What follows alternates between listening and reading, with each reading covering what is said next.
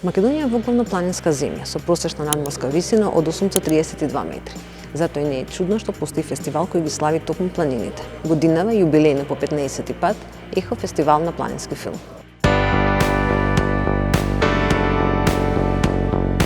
Оно што годинава не разликува од досегашните изданија, што програмата е значително со одреден акцент на екологија.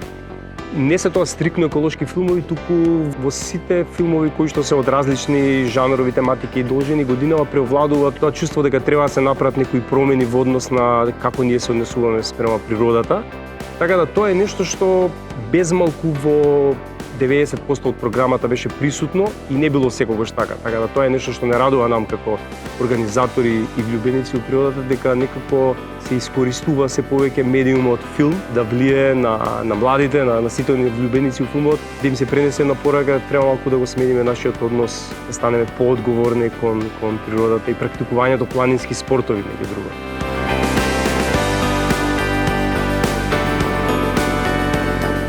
Тоа е секогаш најтешката задача. Квантитативно аплицираните филмови кои што сакаат да бидат прикажани на Ехо расте од година за година и за среќа расте и квалитетот. Значи, ако порано беа многу филмови, но малку од нив беа можеби доволно квалитетни или со интересна приказна, и годините назад станува обратно. Се повеќе има добри филмови. Така да селекцијата е навистина тешка да се направи, бидејќи преовладуваат навистина инспиративни филмови, квалитетно направени документарни филмови, и меѓу другото и тоа беше една од причините, како што кажав на почетокот, и да се раздолжи фестивалот за да може да прифатиме што повеќе филмови.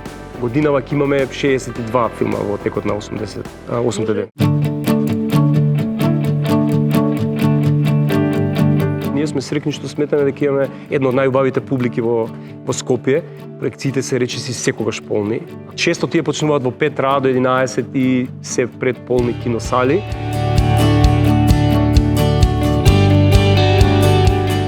Mislim, festivali su važni prije toga jer film ide u svijet i onda važno je da ga ljudi vide. I to treba jako paziti na to, jer kod nas često se dogodi da samo odvrte film i onda ništa od toga. To je dragocjeno. I najviše dragocjeno to jer festivali još održavaju druženje ljudi.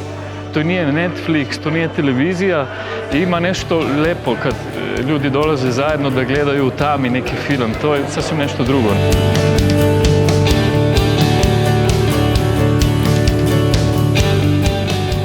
U stvari priča ide od prije rata, Drugog svjetskog. To je generacija mladih alpinista koji su penjali u sasvim drugčije nego danas, sa drugom opremom, sa velikom željom, velikim srcem. To je nezamislivo danas. Nisu imali ni prognoze, ni materijala koje propuštaju vodu.